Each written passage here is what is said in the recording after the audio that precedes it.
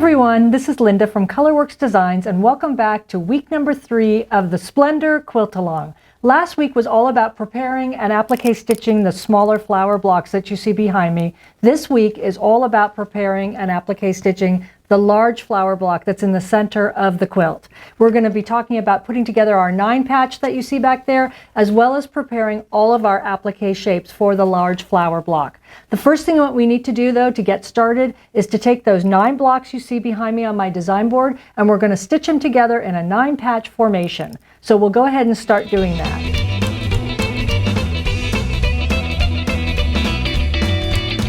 So now that my large center 9 patch background block is complete and sewn together, I'm going to go over to the cutting board and show you how to prepare your large flower applique shapes. So I'm over at my cutting board now and I'm ready to start preparing my large flower applique shapes. You're going to take the master pattern out of your paper pattern and you'll see that this has all the large flower shapes on it with the smaller flower insets inside. You'll need to trace each of these shapes full size. No reducing or enlarging is necessary.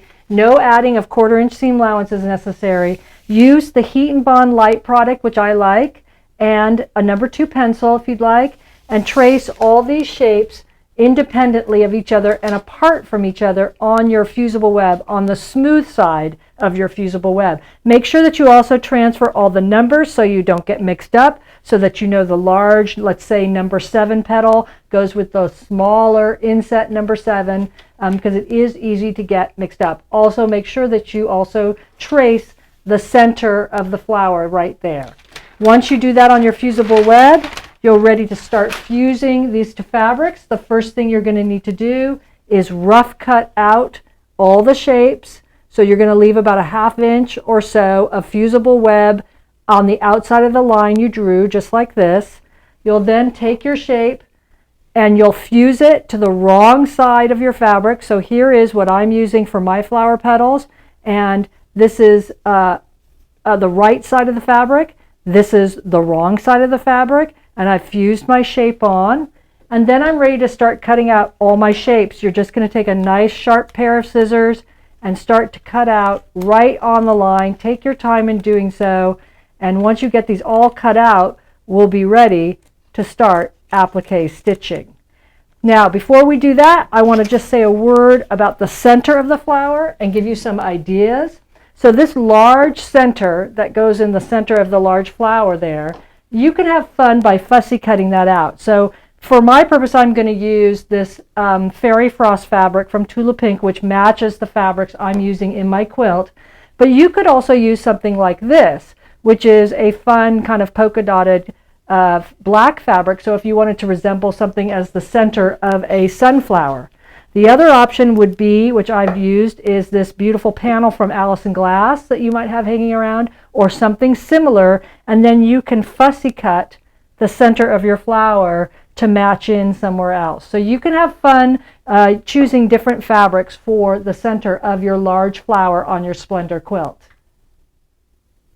So now that I have all my large flower shapes, including these smaller insets, all cut out and ready to go, what I like to do before I fuse these to my larger background fabric, the 9 patch black background fabric that we created in step 1 here, is I'm going to actually fuse these smaller insets onto the larger shapes, and I'm going to keep the release paper in place while I do that on the larger shape, and I'm going to actually go over to my machine and machine applique stitch around these smaller shapes. And the reason being is that way I can maneuver these flower shapes under my needle so much easier than having them already all fused down onto the background. So I'm going to go ahead and fuse the smaller shapes onto their larger counterparts, and then go ahead and applique stitch all around the smaller flower shapes. Remember though, leave the release paper in place on the larger flower shapes while you do this. 1, so they don't stick to the iron when you fuse the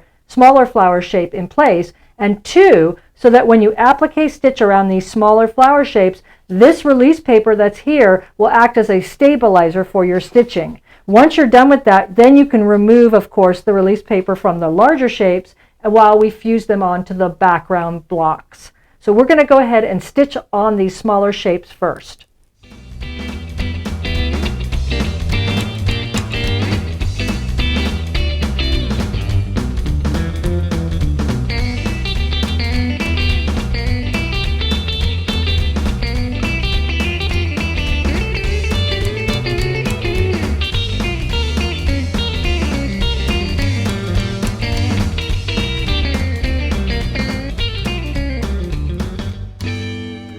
So I'm back from my machine, and now I have applique stitched all around my smaller flower insets onto the larger flower petals. And you can see that the stitching that I did comes right to the back there. You can see it. And I've left the release paper on the larger flower petals, so that acts as a stabilizer when I stitched around the smaller flower insets here. I'm now ready to remove the release paper from each one of my larger flower shapes here and fuse it to my 9-patch background. I'm going to refer to the diagram that's in my pattern on pages 2 or 5 and kind of eyeball this placement.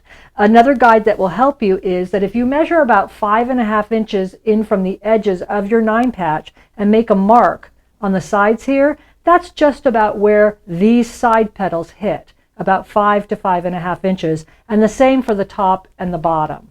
So go ahead and give yourself a guide there and fuse all of your larger flower shapes to your 9-patch and applique stitch all around them, and then you'll be ready for next week. I've fused all my larger flower shapes now to my 9-patch background, and I'm ready to start applique stitching. And I might even, with my Bernina, enlarge the zigzag stitch to a wider width just to see what that looks like on these larger flower petals, or even use a couple decorative stitches so you can just have fun and go at it with these larger petals. Don't forget to add your stabilizer here on the back of your background fabric just to help those stitches stabilize as your machine applique stitching around them. So I'm going to spend the afternoon doing the rest of the applique stitching on these large flower petals, and I will see you back here next week, week 4, where we're going to piece all of our blocks together and finish off our quilt top. Thanks so much for joining me today, and we'll see you next week.